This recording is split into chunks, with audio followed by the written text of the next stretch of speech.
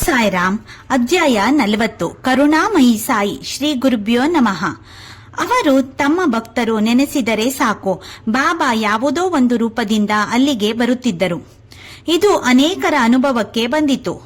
ಸಾಯಿಯವರು ತಮ್ಮ ಭಕ್ತರ ತಲೆಯ ಮೇಲೆ ಕೈಯಿರಿಸಿ ತಮ್ಮ ಅದ್ಭುತ ಶಕ್ತಿಯೇ ಅವರಲ್ಲಿ ಪ್ರವಹಿಸುವಂತೆ ಮಾಡಿ ಕೃಪಾದರ್ಶೀರ್ವಾದ ಮಾಡುತ್ತಿದ್ದರು.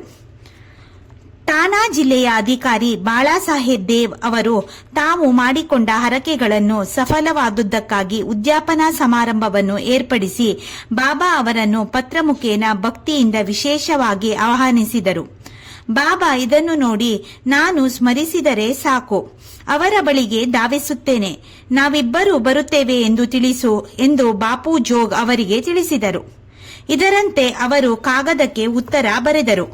ಬಾಬಾ ಅವರು ರಾಹತಾ, ರೂಯಿ, ನಿಮ್ಗಾಂವ್ಗಳನ್ನು ಬಿಟ್ಟರೆ ಶಿರಡಿಯಿಂದ ಹೊರಗೆ ಎಲ್ಲೂ ಹೋಗುತ್ತಿರಲಿಲ್ಲ. ಒಮ್ಮೆ ದೇವ್ ಅವರಿಗೆ ರೈಲ್ವೆ ನಿಲ್ದಾಣದಲ್ಲಿ ಒಬ್ಬ ಸನ್ಯಾಸಿಯು ಗೋ ಸಂರಕ್ಷಣೆಯ ಬಗ್ಗೆ ಚಂದ ಕೇಳಲು ಬಂದ. ಅವರು ಈಗಾಗಲೇ ಒಬ್ಬರು ಈ ಬಗ್ಗೆ ಹಣ ತೆಗೆದುಕೊಂಡಿದ್ದಾರೆ, ಇನ್ನು 3-4 ತಿಂಗಳ ನಂತರ ಬನ್ನಿ ಎಂದರು. ಇದಾಗಿ 1 ತಿಂಗಳಾಗಿತ್ತು. ಅದೇ ಸನ್ಯಾಸಿಯು ದೇವ್ ಅವರ ಮನೆಗೆ ಬಂದಾಗ ಅವರು ಆತ ಚಂದ ಎತ್ತಲು ಬಂದನೆಂದು ತಿಳಿದರು.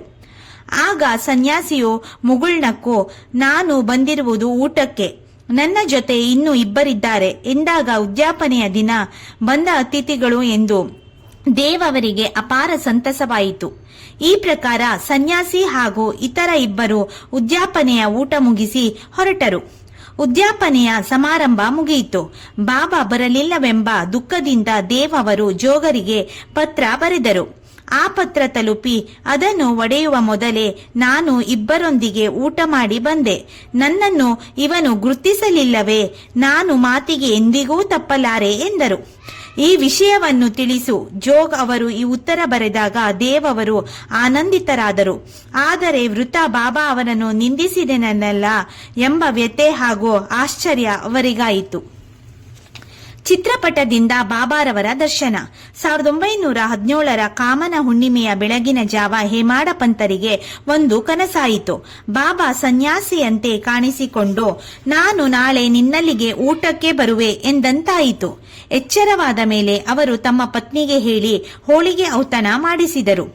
ಆಕೆಯು ಸಂದೇಹದಿಂದ ಶಿರಡಿಯ ಸಮೀಚೀನವಾದ ಭೋಜನವನ್ನು ಬಿಟ್ಟು, ಬಾಬಾ ನಮ್ಮ ಮನೆಗೆ ಬರುವರೇ ಎಂದರು.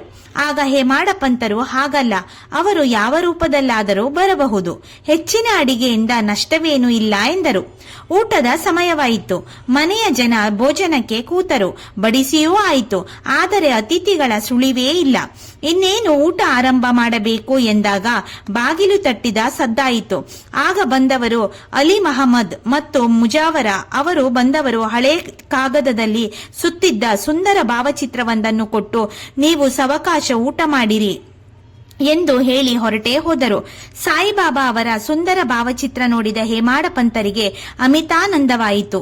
ಅತಿಥಿಗಳಾಗಿ ಇರಿಸಿದ್ದ ಸ್ಥಳದಲ್ಲಿ ಆ ಫೋಟೋವನ್ನು ಇರಿಸಿ ನೈವೇದ್ಯ ಅರ್ಪಿಸಿ ಎಲ್ಲರೂ ಊಟವನ್ನ ಪ್ರಾರಂಭಿಸಿದರು. ಬಾಬಾ ಅವರೇ ಕನಸಿನಲ್ಲಿ ನುಡಿದಂತೆ ಸ್ವಂತ ಬಂದಿದ್ದಾರೆ ಎಂದು ಎಲ್ಲರೂ ತಿಳಿದರೆಂಬಲ್ಲಿಗೆ ಶ್ರೀ ಸಾಯಿ ಸಚ್ಚರಿತೆಯ 40ನೇ ಅಧ್ಯಾಯವು ಸಂಪೂರ್ಣವಾಯಿತು. ಓಂ ಶ್ರೀ ಸಾಯಿನಾಥಾಯ ನಮಃ.